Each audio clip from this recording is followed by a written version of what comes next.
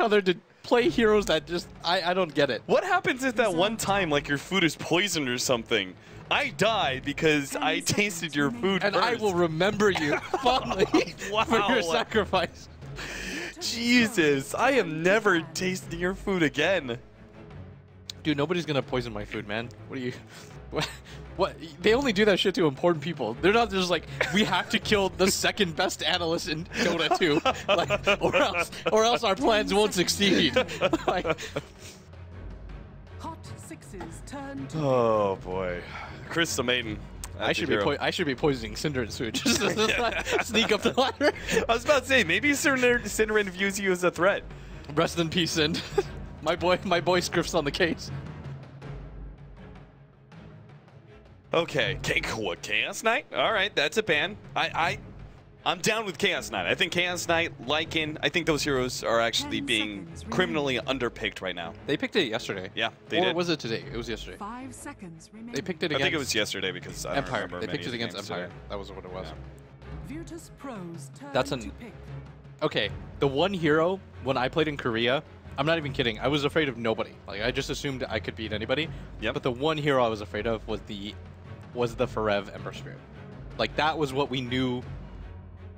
Like, first 2 ban, even when it wasn't a meta hero. Yeah. The Forev Ember Spirit. You talked about this before, where essentially the Koreans were still playing Ember Spirit, right? We talked about Ember Spirit as a whole and why it was doing so well for the Chinese and it wasn't doing very well for anybody else. You said, you know, the Chinese were routinely picking up Ember Spirit and never really fell too much out of favor with them despite the meta changes. And you said the Koreans also kept on picking up the Ember Spirit kind of no matter what. Yeah, it was just their hero. And MP loves it. Like, he thinks Ember Spirit is like the most Asian-looking hero. I don't know. What? How is that? You don't know that, dude? How is that good reason to pick a hero? What? Yeah. Like, whenever I fall asleep at night, I just burst into flames. 10 seconds remaining. Oh, and now I'm applying this to everyone. Does everyone just like pick the heroes that they look like? Ah, that's why I picked Storm. You think I want to play hero? You think I want to play Storm? It's just because I kind of look like him. Why did you keep playing him after the remake though? Because I'm trying to lose weight. Did you notice? Like, I'm trying to keep looking like Storm Spirit. It's like every time they patch him to look slimmer, I'm just like, oh god, like this is, I can't lose any more weight. I just have to eat fries. This isn't possible, Valve.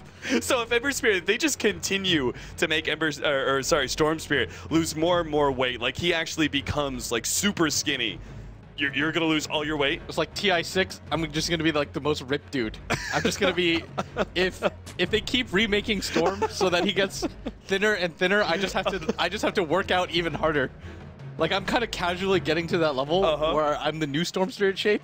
But it's like, maybe that's why I've grown out the beard to look like Earthshaker. Yeah, if they decide that they're suddenly, oh, we're actually on the mainstream now. Yeah, welcome everybody from the mainstream. We're just talking about how players like to look like their heroes. Yeah, so that's why if he gets abs, I have to start. I got to start doing crunches or something like that. But make it happen, Valve. Make it so Storm Spirit is super ripped. So Blitz has to get ripped as well. Yeah, do you see? So Forev is going to be playing the Ember Spirit. It's just one of those heroes that he's so closely tied with. Like, for me, Ember Spirit, it's either Ferrari or Forev. Like, for a lot of people, it's going to be different. But from my experiences that I remember not too fondly, it's the Forev Ember Spirit.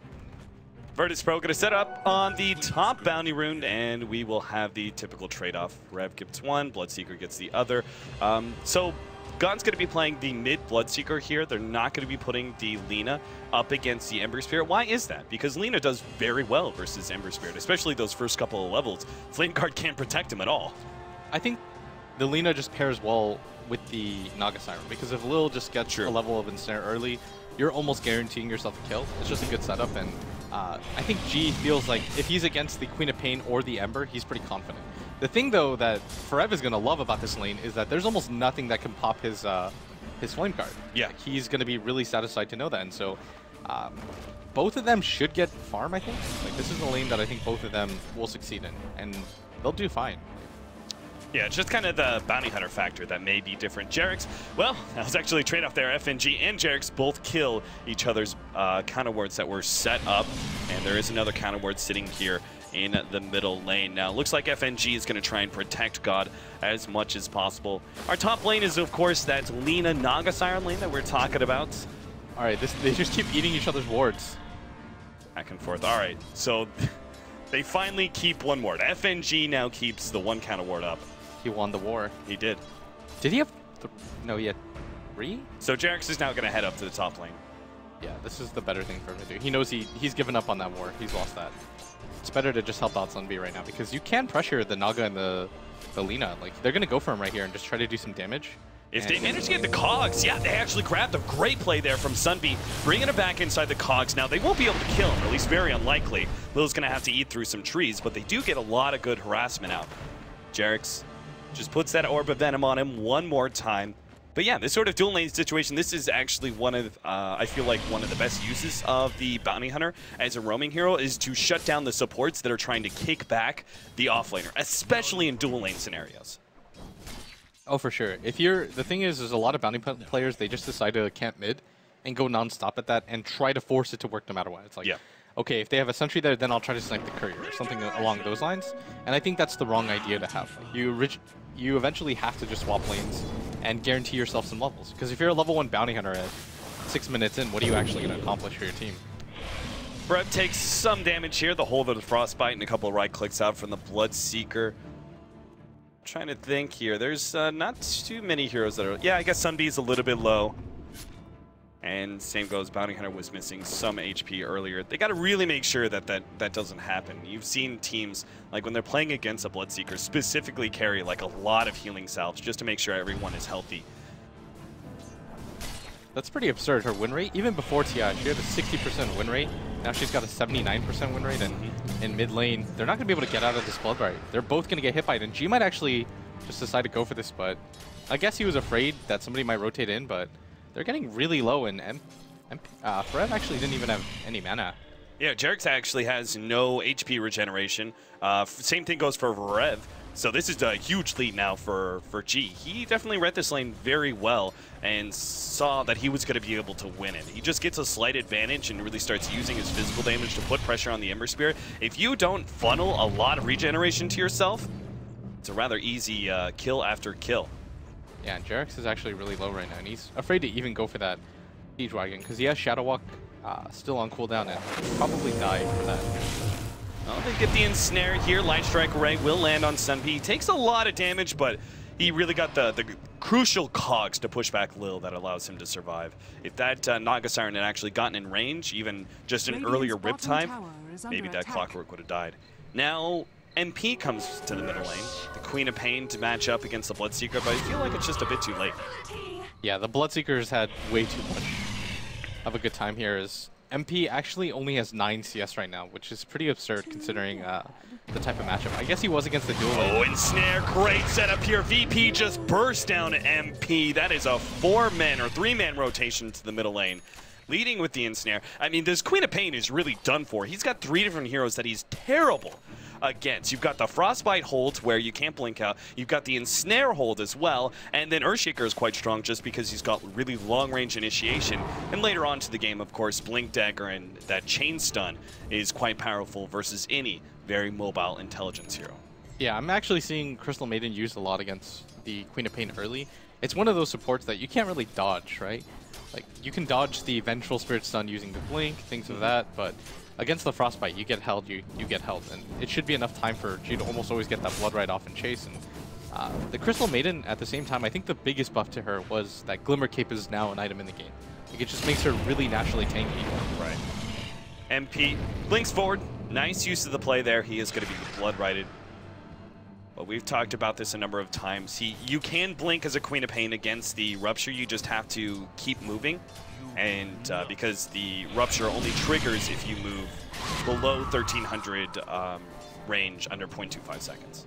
Yeah, I think we talked about this matchup earlier, right? Yeah. The Bloodseeker versus Queen of Pain and how hard it is for the Queen of Pain. Because you can throw out the dagger, but it doesn't actually do too much. Like, you throw out the dagger and then what? It's very slow damage over time, which the Bloodseeker just promptly kills one creeps and instantly heals back up to full. Yeah. Something actually really interesting, though, is that Sunbi's doing really well at this top lane. Like, he's already got Tranquil Boots and 500 gold to boot. DK Phobos is doing a pretty good job at bottom, but Sunbee's... It's really crucial that he gets a really early level 6 because he's one of those heroes that is going to stop FNG and G from continuing to just dominate this mid lane.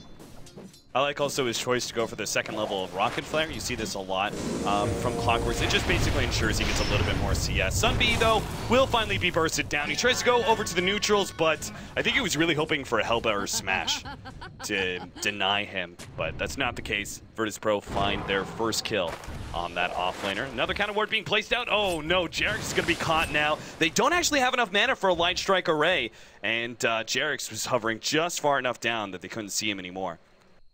Yeah, and their sentry actually just faded right now before they could do anything about it, and Jex is going to be pretty happy with the situation because he knows now that they don't have the sentry there. Otherwise, they would have just gone for that ward, right? There's no reason not to deward it, and it's going to be pretty easy now for Jex to just sit up here and soak experience. And I like the way that Jex plays Bounty Hunter. I think he's one of the bounties that is better about this. But oh, big jump onto DK Phobos, triple Remnant in order to burst down that Earthshaker. But God is now here with this Rupture. Brab has to go for the TP out, but he's immediately cramped by that ensnare and taken out. Heen, he went for the glimpse play, he's now going to have to TP out. Lil, of course, doesn't have that ensnare anymore, so a clean escape for the support, but overall, that wasn't worth it for MVP Hot 6, losing their Ember Spirit in exchange for an Earthshaker kill. It'd be an okay trade if the Ember Spirit had an overwhelming amount of farm or CS, but when you're this far behind, you don't want to die. Like, yeah. Especially as a carry, trading 1 for 1 probably isn't worth it, especially since the Earthshaker's life is kind of pointless. Like, all he cares about right now is getting levels because he already has a Soul Ring. He's almost got fully completed Tranquil Boots. So farming for him in the jungle is going to be pretty easy. So for him to trade his life just 1 for 1 like that to slow down the Ember Spirit's farm is going to be significant because Ember's a hero that really relies on hitting those item timings. Like, if you can get drums plus Battle Fury at a reasonable time, then your hero is incredibly powerful. But he can't right now. Every minute that gets delayed just means that VP's 5 mana is going to be even stronger. Right. Queen of Pain found a haste rune. I was just wondering, are they going to try and shut down this Bloodseeker a little bit more because God is just having such a great time in this middle lane. He's got first some basic stats, which I really like. Magic Wand, Treads, Ring of Aquila, and what is this Robe of Magi going into? He can decide to go for the Blade Mail. It's actually really strong in this game, considering the type of heroes they have, but VP are going to go for this bottom hero, and if you notice on the map, it's the lowest tower. Like, so it's going to be the easiest one to go for after the kill, and it's going to leave them no time for them to respond, as DK Phobos is going to lead with the stun, Illidan with the follow-up, and Forev just doesn't have enough HP to live through that. Great pick-off, especially with the Flame Guard not being used in time. Great setup by Virtus.Pro, very important pick-off. They've pretty much shut down all of the cores. I mean, the Queen of Pain is the one core that was doing okay, and even she has died once. Hookshot misses there. Lil is going to be in a spot of trouble. Sonic Wave will manage to finish him off, but MP may still be caught. DK Phobos, well, he doesn't have that Soul Ring. MP still hit by the Rupture, is going to be caught by the Blood Right. God easily finishes him up. Yeah, they were trying to... That maneuver is just a little bit too risky, especially by a tier 1 tower that you can't necessarily take. So that trade, obviously not worth it. Just a Naga support for a Queen of Pain, and that seems to be what MVP Hot 6 have to commit every single time they want to go for a kill, is that they have to give up one of their cores to do so, and you're just going to fall behind in GPM. Because that Bloodseeker has been a big proponent of all these kills right now. He's been in 3 already. It's not even like the Bounty Hunter has an overwhelming amount of levels or anything like that. Like, FNG, somehow, despite babysitting everywhere and just buying wards, is level 6 as a CM. Middle lane pushing back Forev away from that tower. They're actually about to get Lil to his level 6, which will obviously be a big factor in either setting up team fights or perhaps extricating Virtus.Pro from a couple. DK Phobos with the Tranquil Boot Soul Ring build, as you said, is going to have a pretty good time farming up wherever he goes. It's just a combination of regeneration that makes sure that the Earthshaker never has to go back to base. It's good at jungling, it's good for offlane. Yeah, and G right now is just farming up some neutral sex right now, and both Disruptor, he's got his level 6. They're going to try and pop him with a Fisher. He actually got off the silence. He does it in time. Illidan will go down, and Heen, he's not even going to die. In fact, he's got a glimpse. Oh, no, he doesn't have the mana for it. That would have been so big. If he could, yeah, he actually has the mana now. They gave him the bottle charges. If he could just see DK Phobos, he could bring him back. Unfortunately, though, DK Phobos ran himself into the trees and is currently hiding there. Still, though, there's a huge turnaround from our Disruptor. Heen just barely picking up his level 6 in time, leveling it up and turning it around on the Lina. Looks like they're still going to find DK Phobos here. He actually puts out the Fisher, stuns up the 2 of them, and thought about maybe controlling the Queen of Pain a little bit more. Meanwhile, in the middle lane, Jerix. This is the one thing that I'm a little bit concerned about. Jerix, his Bounty Hunter play, like you said, he likes to play Bounty Hunter a lot. He's very good at it. I'm concerned he's not spending enough time getting those levels. Bottom lane to kill the Disruptor. MP is going to be taken out by the Laguna Blade as well. Virtus.Pro, just keep on finding openings. They're going to rotate all the heroes down here now at bottom, because they know that even with MVP Hot 6 here, but Sunby might just suicide for this. Yeah, he goes straight for FNG, and he's not even going to be able to get that kill. He finally gets off Battery Assault, but FNG is separated by a great Fissure from DK Phobos. Dire's middle tower. I mean, he was probably going to die no matter what because the Bloodseeker was coming around, but that was a very clear suicide play to try and kill that Crystal Maiden, and just that trade-off doesn't feel like it's worth it. No, not at all, because you're still giving up experience and gold to 4 different heroes that were there, and the likelihood that you get that kill is quite low, and all this is doing is securing that VP are going to get this bottom tier 1 tower. Like, the thing is if you lose 2 heroes down there, and your tower's at like 400 HP, that means they're almost certainly going to go for it, because you have 0 time to prepare. So instead of sending heroes down there further to just feed, you should go for the split push and just kind of split the map up for better farm overall, because all you're doing right there is giving them kills, or giving them the potential for kills, which is even worse. Like, losing the tower is bad enough, losing heroes on top of that is going to be even more disruptive, but MVP Hot 6 right now, they need to start hitting their timing soon. Like, the Bloodseeker's getting out of control, the Bounty Hunter needs to get level 6 within the next 3 or 4 minutes for them to be able to do anything. Like, maybe then you can trade Quartz for supports, but until he gets level 6, it's really not that worth it. Can you talk to me a little bit why we're seeing the, like last game it made, I guess, a little bit of sense because it was a lot of 5-manning, but Illidan could be going for another Bloodstone here. He went for the early point boost. I'm not sure if that's just value for the Aghanims later on, or if he's going to go an actual, full-on Bloodstone. Illidan's actually going to be jumped here. The Disruptor pops his ultimate and makes sure that Illidan does die. The sleep is there from Lil, but unfortunately it's not enough to save the Lina. Still, though, they're in a really good position to go for the Echo Slam. They hit it right before the Glimpse sends it back, but still, Forev is able to get away enough distance thanks to that Haste Rune. Nice catch there on MP, though, with the end snare. Catches a secondary kill, and they still get the Ember Spirit. DK Phobos finds the opening thanks to the vision offered by the Bloodseeker. I think he decides to go for the Bloodstone because the Eul Scepter, he doesn't really see a need for it, considering that he's got so much lockdown. On top of that, it's just a more defensive build. You don't have to have the Aghanim Scepter at level 10 or 11. Yeah, even the second feels level. Very unnecessary. Yeah, it's really underwhelming. It's that 3rd level where people start to pick up BKBs, where it truly makes a difference in my opinion. Like, being able to get a little bit more tanky, you can spam out your abilities, getting the Bloodstone, and it keeps you on the map a little bit longer. Jerix poking at Lil. He's got to be quite careful. In fact, this is multiple times now. I've seen Jerix kind of run around as a Bounty Hunter very low. Again, against that Bloodseeker. Sunbeam's going to be caught out. Lil and Illidan, the combination there. Ensnare setting up the Light Strike Array and the burst damage. Easily takes him out. Jerix is going to be hit by this Fissure. Do they have enough? Illidan throws out the last Dragon Slave and gets him to double kill for Illidan. And VP Hot 6 are just making too many mistakes at this point. Yeah, and VP are one of those teams that are so good at objective gaming. Like, immediately when they go for kills, it's always with the intention of getting the tower down. They're one of the teams that, you know, you smoke, you get a tower, that's okay, even if you don't get any kills. And they're making great use of that right now. Is they can probably keep going for more if they want to, but MP, they don't want to just give up this tower to him if they can help it. Blade Mail and an S and Y build is coming out for the Bloodseekers, so he's actually going to be quite tanky now, even against some of the magic damage. And there's just doesn't seem to be enough of it. If maybe MP was far ahead, if the Ember Spirit hadn't actually fallen so drastically behind. I mean, you take a look at the cores of Queen of Pain and Ember Spirit net worth-wise in comparison to where the Bloodseeker's at. He didn't even go for the minus, and he's still almost double their net worth. Yeah, and right now you're seeing VP, they've got complete map control dominance. Rupture's laid out.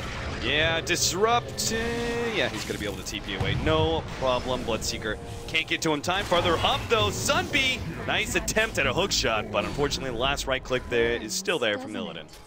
Yeah, and Sunby right now is at such a rough game. That combination, the Lina plus anybody on their team, is enough to kill Sunby right now. And MVP Hot 6, they just kind of look like they're not playing as a team. Like, things are a little bit too disjointed. They have one smoke on Jerix, but he's still struggling to get his level 6. He's level 5 right now, and they can't really do anything without his level 6 because there's no comeback potential for them otherwise. Like, going for a kill at this point seems underwhelming, and it'll cost you too much. Yeah, it felt like MVP Hot 6 were almost playing like they had track already in some of those situations where we saw like the Clockwork suicide for the attempted Crystal Maiden player. Like that kind of trade-off may be worth it if they have a track, you know. And I think we had another trade-off at one point in time, Ember Spirit for somebody. It was just like these trade-offs can be worth something if they have track available. But Jarix has just taken so much time to get to level 6. 16 minutes in, and he just now hits it.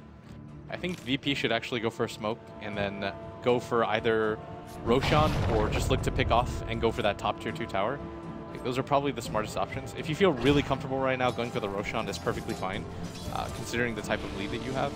But it does look like they want to get into that top fight because they know Forev isn't going to be there. And this is just a dangerous maneuver by MVP Hot 6. There's only potential for death here because that top tier 1 tower has pretty much full HP. Like, you're committing really heavily for this. And yeah, you know, no matter where VP are, they are going to be able to rotate in time before this tower dies, just because it's full HP. So MVP Hot 6, if they stick around, it's going to be a very clear misplay. They do get the glimpse back, but they've caught Jarix. At the same time, Lil is now trapped in with Sunby. He's not going to be able to get off that ultimate. Song of Siren unable to go off. DK Phobos hoping to be able to catch Jarix here. Echo Slam gets laid out, and he does manage to get him silence as well as Kinetic Field. Blocks out the rest of Virtus.Pro from pursuing. Now they're going to be able to come back for Rev. Goes for more kills, trying to check down DK Phobos. A little bit more burnt damage, but he does manage to get it. There goes the Crystal Maiden as well. Illidan next target up. And boy, MVP Hot 6 may have just won this fight, but never mind. MP, he gets taken out by the Lina, and God is ready to go for more. Forev easily cleaned up. Sunby, the last target, is going to have to TP away. God, just playing around those cogs. He doesn't even care. He's like, no, whatever. He really doesn't. And that wasn't a bad trade at all for MVP Hot 6. They actually got a few kills there on a few core heroes. They slowed down the Bloodstone progression of the Lina, who's instantly alive, but they don't manage to grab the tier 1 top, and I think that was the greater bounty for them because they need to open up map control. They've taken the tier 1 tower mid, which is good, but if you can get that tier 1 tower top as well, it makes it really hard for VP to rotate if they're farming the jungle. So I think if you're VP, you're a little bit nervous about what just happened, but still in firm control. I think going for the Roshan, once you get probably, I guess they don't even need the medallion. It looks like Lil's just going to go for the mech for the team fight potential that it provides, but I think going for the Roshan is the better play here. Maybe even smoking and invading the jungle of MVP Hot 6 and just establishing dominance, but smoking is definitely the play. Like, regardless of what you go for here, you go for the smoke. Yeah, you don't want to give MVP Hot 6 further opportunities to make the comeback, as they are going to run into Sunby.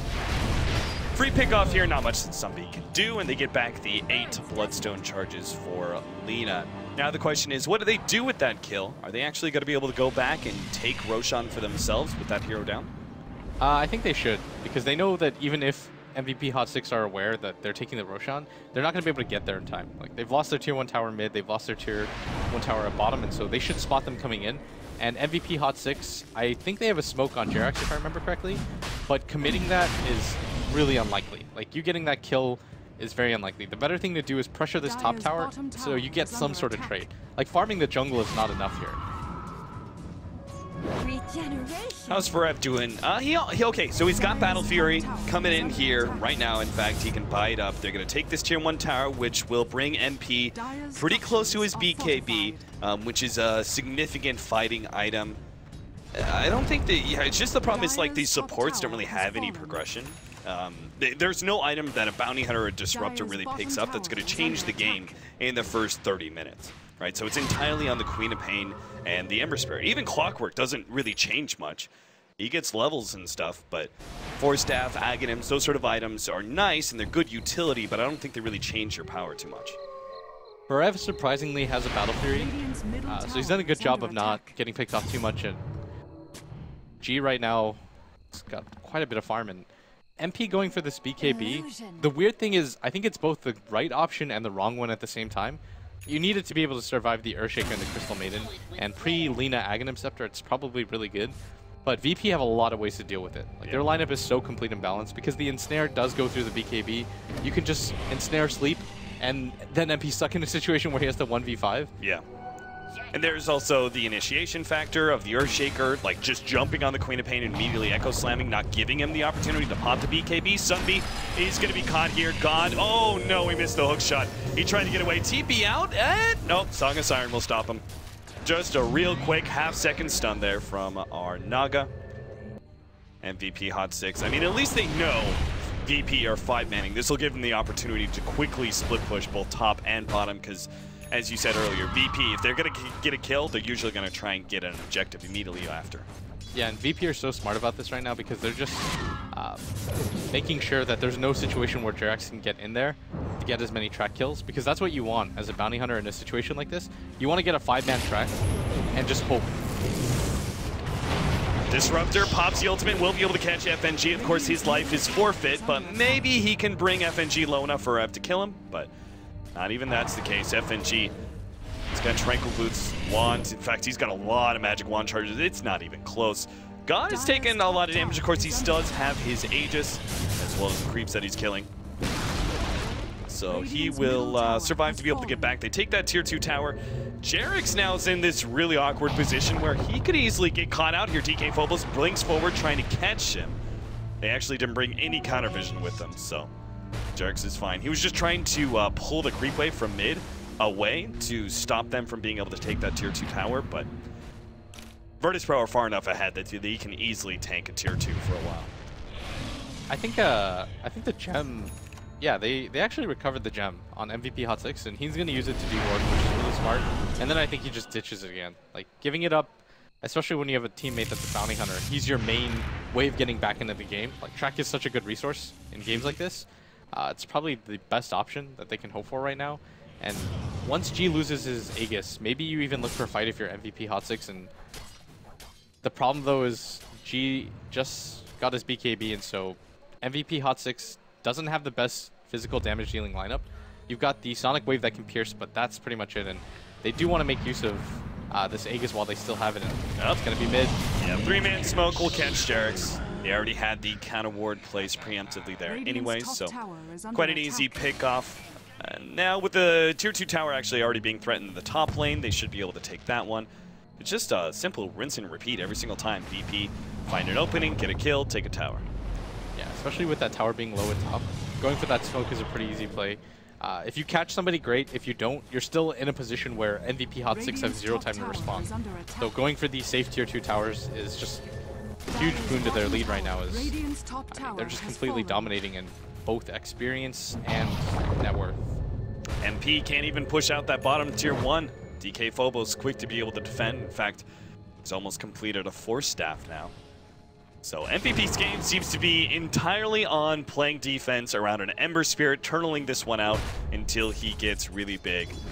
So VP, the game is utterly theirs. Like, control-wise, they can choose when to push uphill. They know MVP Hot 6 really aren't going to be poking out too often against them. They just have to make sure that when they do go uphill, they don't drop the fight too heavily. Oh, jeez, Sunbeam almost just died straight up to Laguna Blade. He'll be found eventually here, as the couple of last right clicks will come out from Illidan. Nothing out from MVP 6 to stop him. You have to just give him up at that point, but he is racking up a decent amount of Bloodstone charges now. He's got 2 above what he should be at. They've got so much control of this game. The good news for MVP Hot 6, though, is they do still have track, and MP doesn't have too many counters on the side of VP. Like, if he's really smart about his positioning, he can stay alive and just poke at them repeatedly with the Battle Fury, and there's nobody on VP that want to overcommit for him. Like, if you run your Bloodseeker, maybe, but your Lina can't really follow up because it's just dangerous for her. She doesn't really have the best armor. You've got a Crystal Maiden as a support, and the Naga Siren is probably not going to be a position where he's going to be able to get the net off, but at top, MP has to pop his BKB for this. Yeah, and he's running himself away. Of course, he's got a TP. It looks like he's just trying to bait Illidan a little bit with Jerax coming in from the side, but Illidan's way too tanky. He's got 1700 HP. So now Virtus.Pro will just go for the last remaining tier 2 tower. God's got a Blade Mail, SNY, now a BKB. What's his next item? An Abyssal Blade isn't bad here. Getting some sort of HP item also isn't terrible. It looks like... So he could go, maybe if they want to sit back, they could go for even like a Scotty. Assault is pretty good too. Yeah. Pretty much anything that can go high ground, but it looks like Scotty's going to be the build. Just wants more stats. This is the smart play from VP. If you don't have a Roshan to go for, why not just go for the tier 2s? And VP have clearly demonstrated that they don't want to defend it because they don't think they can, which is the right play for MVP. So both teams are doing as expected. The real question is whether or not MVP is comfortable giving up the Roshan, but I think they have to be. There's just too much blind vision between Roshan and them so that if they run into VP when they smoke gank, when VP try to secure the Roshan, the game could just end. So the better thing is probably just rely on the defensive capabilities of Track and the Battle Fury Ember Spirit. Just defend infinitely and hope that VP overextend. Like that's what you're hoping for. It has to be a mistake by VP at this point. Is Ember Spirit going for a second Battle Fury, or is this Linken's versus the Laguna Blade? I think that you have to kind of go all in. Yeah. And just go for the second Battle Fury. Okay, in which case, glad you answered that. Why a second Battle Fury as opposed to a Crystallis Daedalus build? Maybe it is a Linken's. It might be actually, because if he just gets one shot by the Lina, it probably doesn't even matter. Yeah. And there isn't the best single target on the side of VP. Like maybe she can blow it with the Yule Scepter, but I almost feel as if MP has to, or Forev has to continue to go late game items and just damage dealing items rather than just going for defensive stuff. It's kind of like when I see a team that's really far behind and I make the call for Divine Rapier, just because I'm like, you have to go all in. Sunby is going to try and catch out Illidan here. He immediately eats through the cogs. Very good play from Illidan, and he's so fast thanks to Fiery Soul that he will be able to stay one step ahead of these heroes despite the Track extra movement speed. The rest of VP here to defend him, so MVP Hot 6 quick to retreat. That's not a bad move for them to go for though. That's probably the main kill that they could have actually made happen.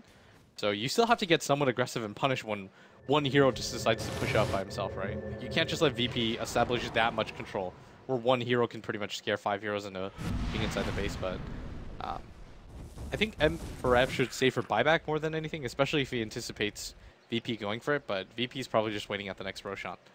Absolutely securing the win against a bounty hunter is probably the smarter move here. Is under attack. That Roshan will be up in about 2.5 minutes here. So Virtus.Pro gonna have to wait a while longer till late Roshan, but that's fine. Still need to farm up that Scotty anyway for G. They actually do have the Aghanims now for the Lina, but he can start building into a further right-click build, such as the AC that we've seen a couple times from both Lina as well as Queen of Pain. Yeah, it's just a really good build. It helps fight physical damage a lot, and it makes you so tanky versus the Ember, who doesn't have a ton of money.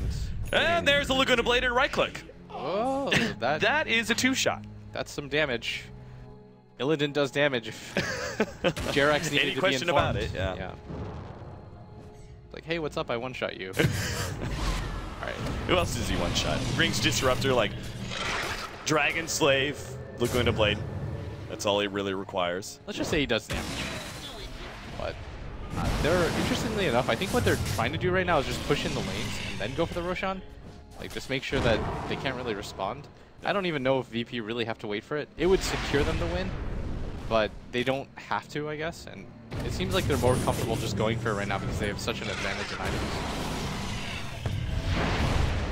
All right, the first siege uphill on this tier 3 at top lane. Rev. Oh, nice setup here. Nagasiren's going to be able to catch multiple CK Phobos. He's going to go for the attempted long-range Fisher play into the ankle slam. They're not going to be able to catch either one of those heroes. DPKB activated by God. Immediately goes for Heen, who couldn't get off a good Static Storm. Sunby jumps in. They managed to get the Crystal Main thanks to the Queen of Pain, but that's about it. A 1-for-1 trade-off so far. The rest of VP start beating on that tier 3 tower. They forced out the Glyph. Oh, Jesus. There goes Jerax. Once again, the Laguna Blade just kind of one-shotting him casually. And Virtus.Pro, I mean, they've already blown their Song of the Siren. They've already used the Laguna Blade. It doesn't seem to make much sense to try and push uphill again. That is so scary. That's just like the life of an ant. You don't know if somebody's just going to accidentally step on you. It's like Jerax is just hoping that Illidan saves it for somebody else, but just instantly getting blown up. And MVP doing the right thing here, not overextending, waiting for VP to hopefully do that again, because they did get a track kill on the CM, I believe. They're probably okay with this, and they're just hoping that VP stick around for a little bit too long. They know they don't have the Aegis advantage, but VP smartly just backing out, circling out, and I think going for the Roshan here. Yeah, this is the perfect opportunity for MVP Hot 6 to try and force something. Like, if there's no bigger opening than this, where you know Roshan's about to be up, and the VP team is backing themselves up, unfortunately, they didn't actually find anybody with that 5-man smoke. They were so close to seeing Virtus.Pro taking away. Oh, this could be the they know he's there. Jerax is going to see him. They do have the hook shot ready to go. It's just going to be a long-range one, and it doesn't seem like MVP Hot 6. The rest of the team would be able to follow up immediately, so they don't try for it. Missed opportunity, it seems, and Virtus.Pro will now center up on Roshan. They've got a double damage. That doesn't make it the easiest Roche ever. I'm not sure what does. Roshan wants them to do this. Like, claim me. You don't just... The game doesn't just give you a DD rune and a Bloodseeker to do that, man. Alright, so there it is. Aegis is going to be picked up for God. Illidan happy to sit in the back.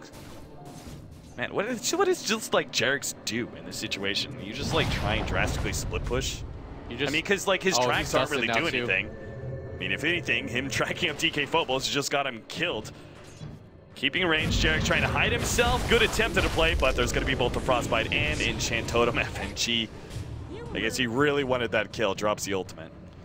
What he's trying to do right now is just drag the creep wave away to make things hard for MVP, or hard for VP, but he just can't really do too much right now. Reb jumping around a little bit with the rupture. Virtus.Pro. Yeah, now they're actually going to jump in. MVP Hot 6 trying to lock down Illidan, who's going to force stab over the cogs. Sunby, though, Company Snare and gone with the BKB. Doesn't really care too much about the blade mail. Will be able to pick up that kill. Lil immediately pops the ultimate in order to reset this fight. And now DK Phobos, as well as Illidan, are going to be able to get their abilities off. Stuns and, well, good silence out, but unfortunately, it still is the death of Heen. And Virtus.Pro have more ultimates to go forward here. Tier 3 tower's going to fall. Still have that Echo Slam ready to go. They got to be careful. Forev is going to be hit here. Yule Scepter, Light Strike Array. No, they're not even going to try to. They know Forev's just going to jump himself out. God is going to fall here. That's the Aegis. And he's kind of in a bad position, so Virtus.Pro need to move forward to try and defend him a bit. DK Phobos just threatening them with his presence. Sonic Wave brings DK Phobos low. MVP Hot 6 starts surging forward to see if they can still get a pick off. But that melee Rax will end up going down. The first laner Rax to Virtus.Pro. Yeah, Forev decided to go for the second Battle Fury, and I think this is the correct choice because they have to just deal damage right now. Going for the Lincolns, I feel, is pointless. Because even if you get one shot by the Lina, does it really make a difference when you get two shot? Like, you get stunned and then you get Dragon Slave? Like, because the Yules instantly breaks your Flame Guard. So going for a defensive item probably doesn't really change anything for him. If anything, just being able to deal more damage is your last hope. But I mean, VP is showing how you're supposed to play against Bounty Hunter if you don't pick something like a tree or something incredibly defensive. They're just 5-manning and playing objective-based Dota and not allowing the Bounty Hunter to ever get anything. Like, when they back up as 5. When they decide to push, they make sure that they're covering each other's angles. And they're just not giving Jarex any sort of room to make track kills happen. 4-man smoke VP looking for something in the enemy jungle, but Virtus.Pro has so much control. They're already on the MVP Hot 6 side of the map. Looks like they're going to go for a mid lane push now.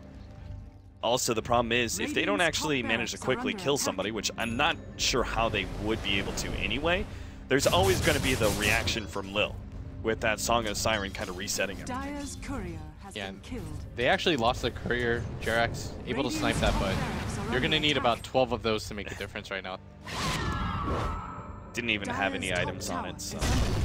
Virtus.Pro, Echo Slam, catches out Forev, but immediate response is there from Heen to make sure there's no more chain stunning, and DK Phobos will end up going down here. This is also a track kill for the team. Illidan was caught inside the cogs in a bad position, but God just keeps on pushing forward. MP trying to get back to the fountain, but he has to run, and he's still got that rupture on him, so he just throws out the Sonic Wave before he dies. Somebody focus down God, he's in the middle of your base. We're just running Rickshaw over all of MVP. Now Lil pops the ultimate, just to make sure that those double buybacks don't actually get anything for MVP Hot 6 Heat. Forev still desperately wants to pick off, and they will be able to get it thanks to Glimpse.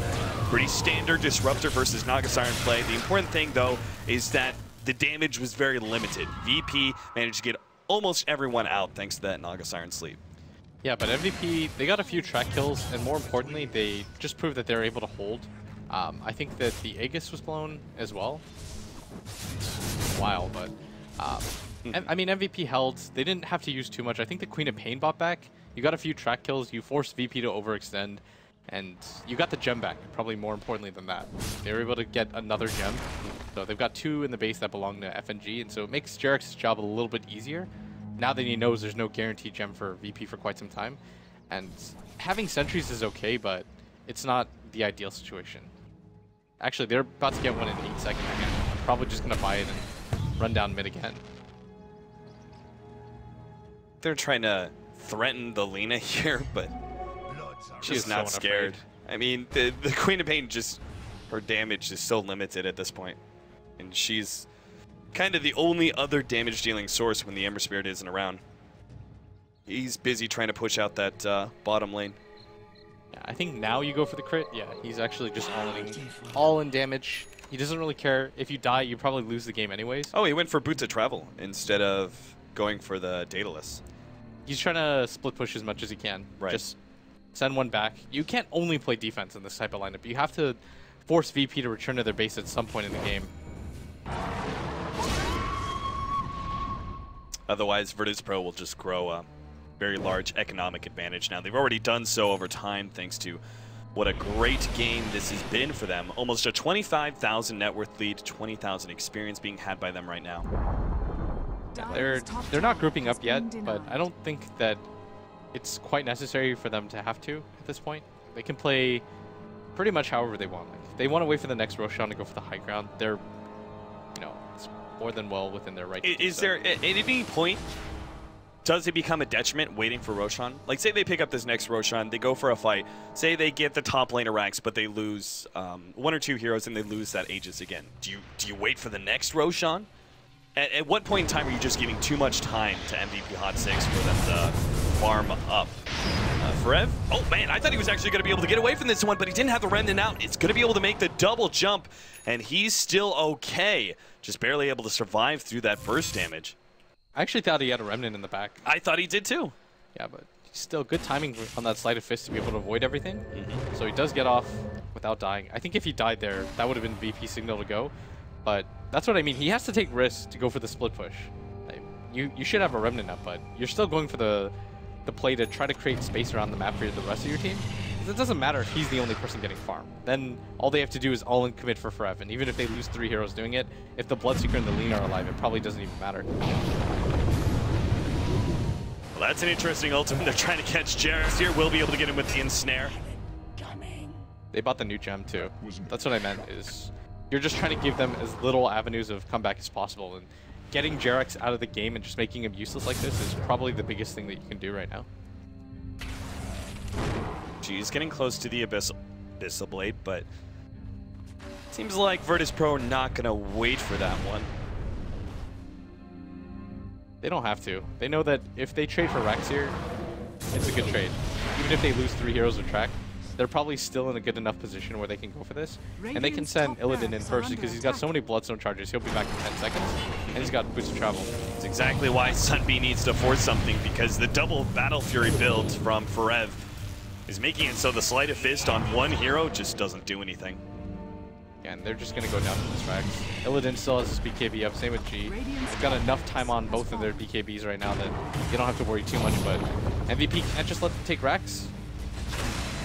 Second lane of Rax seems to be going down without a fight. MVP Hot 6 forced away. Now they make the jump. The Glimpse also goes down. They push back Illidan. There goes the Sonic Wave as well. Lil immediately pops the ultimate to see if he can catch MVP Hot 6. As they try and retreat. Doesn't look like there's a good opening for them, so they will back themselves up. DK Bulbous actually now jumping back in with the Echo Slam. The ultimate goes down from the Disruptor as well, trying to stall that one up. Heen, forfeit to God, TP out from Sunbi, despite the fact he's inside his own base. He had to make that kind of play against the Bloodseeker. Melee Rax will end up going down. There is a buyback from our Disruptor, seeing if he can't catch someone here with a glimpse. Looks like they'll get Illidan, pulls him back a little bit away, but he ain't too far forward. Immediately, Laguna Blade takes him out. Battle Fury bouncing around with the Sleight of Fist. Almost finishes off DK Phobos. Looks like FNG may go down the Sonic Wave to finish him off.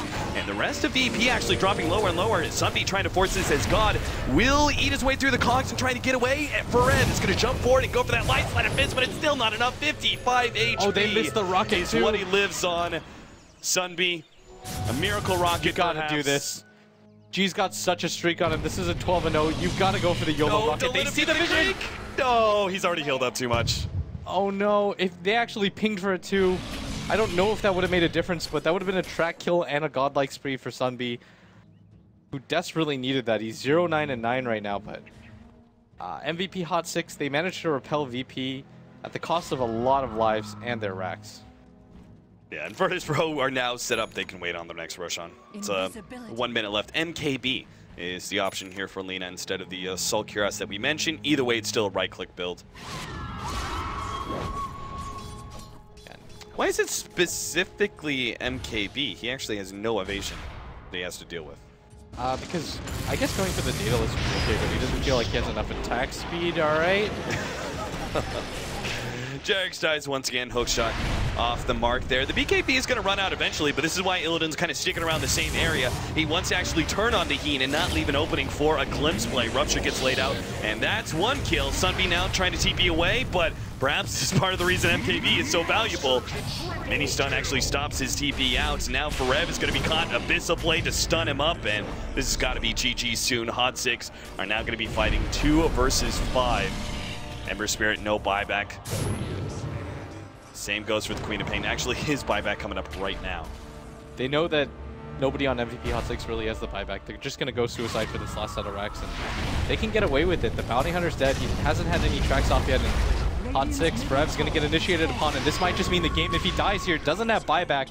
MP with the Sonic Wave, but this is just not going to do enough. No, GG is the call. MVP Hot 6 will lose game number 2 as well. Virtus.Pro securing, I think they were already kind of 3rd place in their group, either solidifying that or maybe even jumping up to 2nd. Either way, Virtus.Pro probably very happy with the way this group stage is going. MVP Hot 6 though, I mean, they were a qualifier team, kind of to be expected for them to be outplayed by some of the more established teams.